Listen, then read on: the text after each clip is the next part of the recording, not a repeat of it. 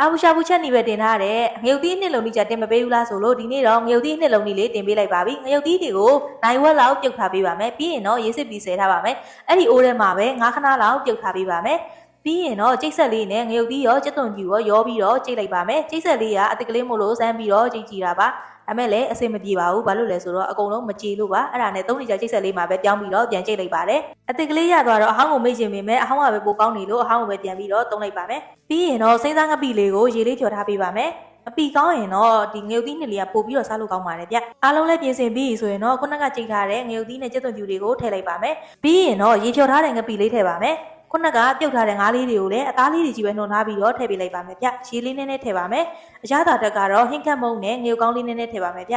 စားတော့လိုရင်တော့ထည့်ပါကျွန်တော်ကတော့အငံသိမ့်မကြိုက်လို့မထည့်တော့ပါဘူးဗျရေလေးလည်းခန်းသွားအောင်လို့မိနစ်20လောက်တည်းထားလိုက်ပါမယ်ဒီနေထားလေးရောက်ပြီဆိုရင်တော့အရန်မှာစားလို့ကောင်းတယ်အပူရှာဘူးငရုတ်သီးနှစ်လေးရပါပြီဒီငရုတ်သီးနှစ်လေးနဲ့ငဖဲအစားတို့ပဲပြအစားတို့ငဖဲတုပ်နဲ့ရခိုင်မုံတီတုပ်တို့လည်းတုပ်စားလို့ရပါတယ်